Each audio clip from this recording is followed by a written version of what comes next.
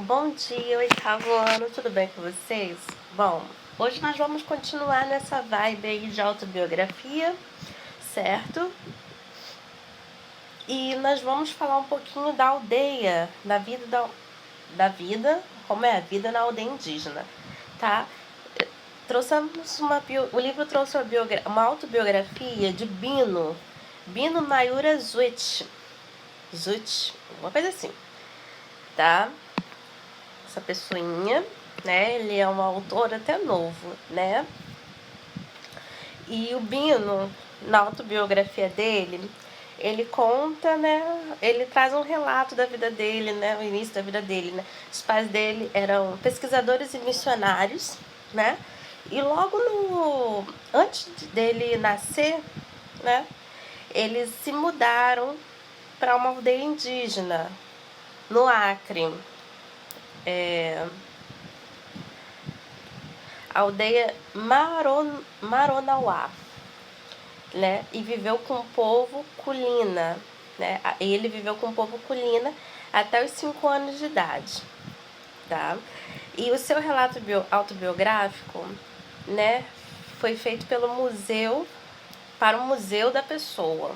O relato biográfico dele foi feito para o Museu da Pessoa. O Museu da Pessoa, qualquer pessoa ela pode registrar. Eita, pra onde eu fui? Qualquer pessoa pode registrar alguma coisa lá, tá? Pode registrar a sua história de vida no Museu da Pessoa, tá? O Museu da Pessoa ele é um museu colaborativo online que qualquer pessoa pode se tornar parte do acervo ao registrar sua história de vida, tá? Quem quiser saber mais do projeto é só acessar esse site. Eu vou acessar porque eu tô com uma curiosidade muito grande. Ele fica localizado no Acre, tá? Onde está vermelhinho. Beleza? Senhor, hoje esse iPad tá rapidinho. Tem dia que ele tá lento, devagar, quase parando. Hoje ele tá, meteu o dedinho e já era, né? Ele vai embora. Bom, eu não vou ler o texto todo, porque senão eu não vou ter nem espaço e também por causa do YouTube, né? O meu tempo no YouTube.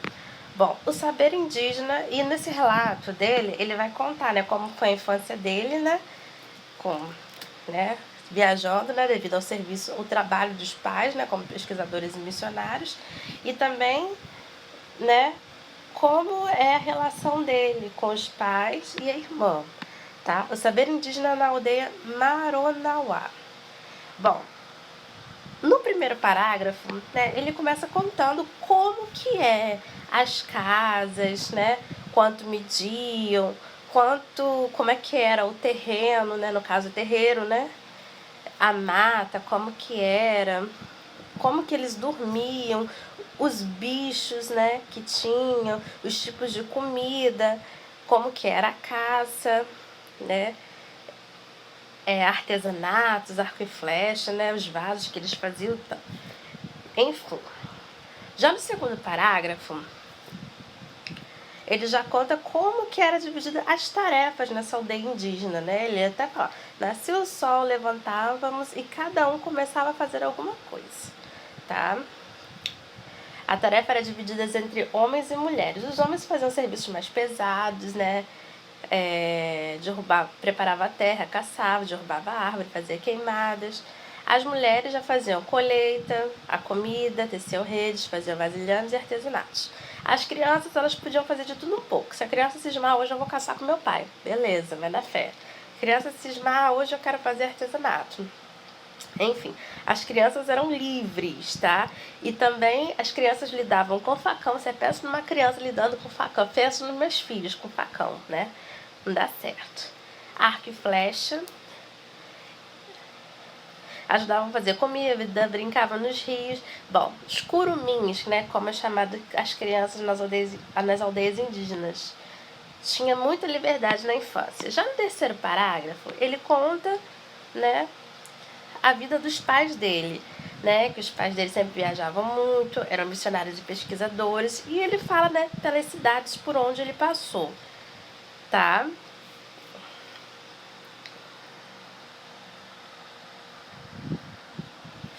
Enfim.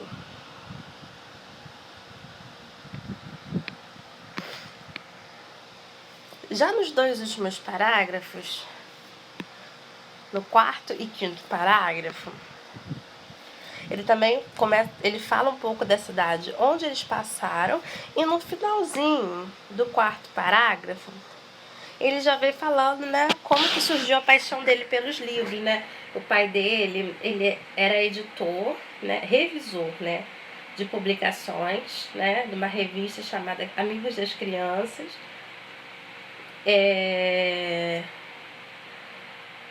Ele herdou da irmã dele, da Mana, os livros infantis, né? O Menino Maluquinho, os contos de Rubem Alves. E ele sempre de Natal, ele ganhava, Natal, aniversário, Dia das Crianças, ele sempre ganhava livros dos pais. Isso incentivou bastante o gosto dele pela leitura. E quando ele começou a chegar na idade dos porquês, né, o pai dele assinou a revista Ciência Hoje, para crianças, né? Então, assim, ele fazia várias experiências em casa, né? Então, por ele ser, né, no final ele fala, né, fui bastante estimulada a ler, estudar e ver pouco televisão, fazer esportes. Isso faz muita diferença na vida da criança. Eu também fui criada dessa forma.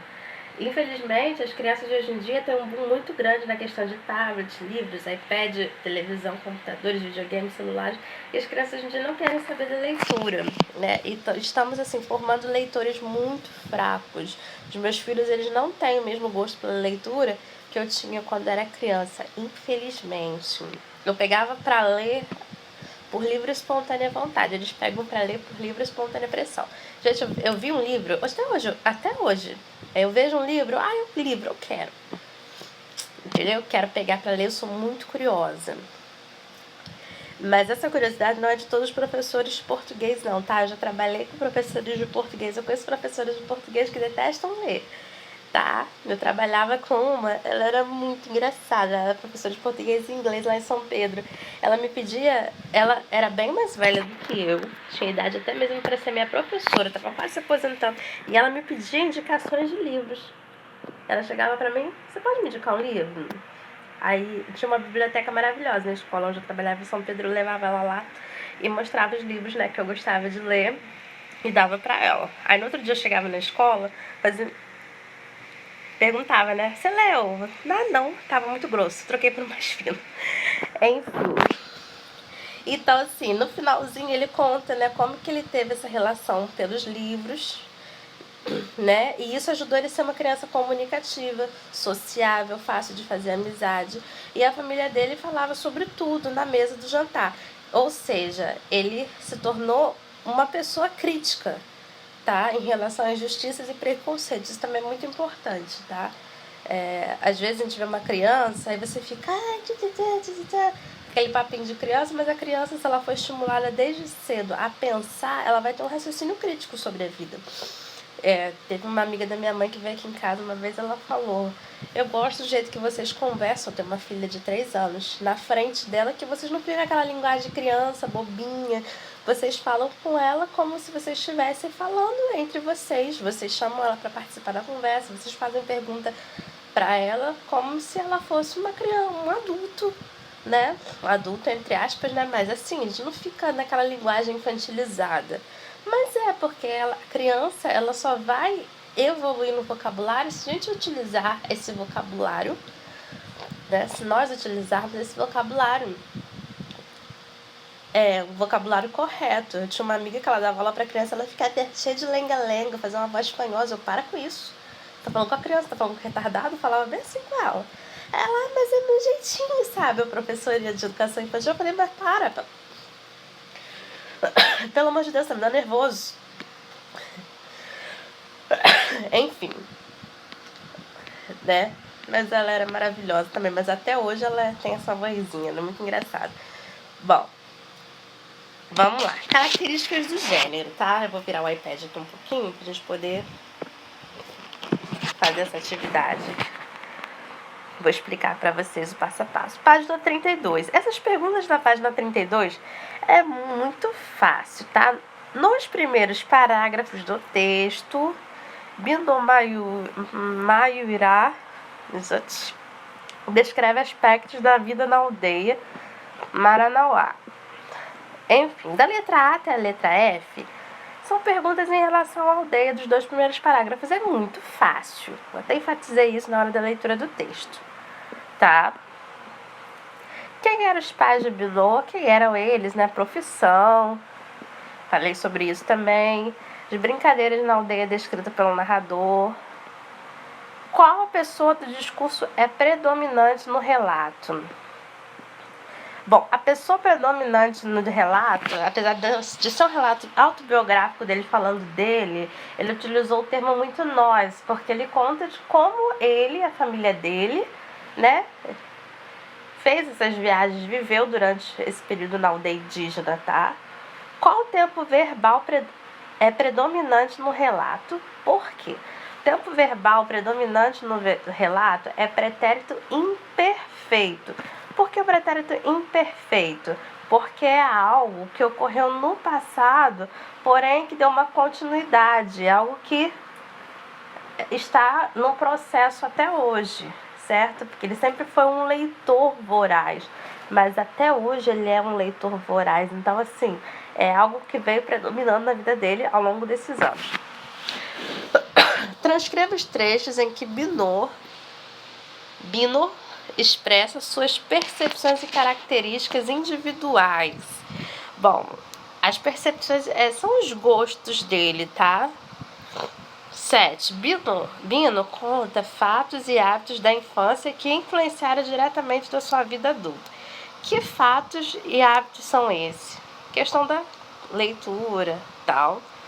8. Em sua opinião, por que Bino Mayura decidiu compartilhar relatos de sua infância? É a opinião de vocês. Essa número 9 não. Eu iria pedir para fazer no caderno, mas vocês têm uma autobiografia para fazer. Então, não, porque vocês vão relatar isso na próxima aula, tá? Não esqueçam de me enviar a foto da atividade, tá bom? Um beijão para vocês. Tchau, tchau.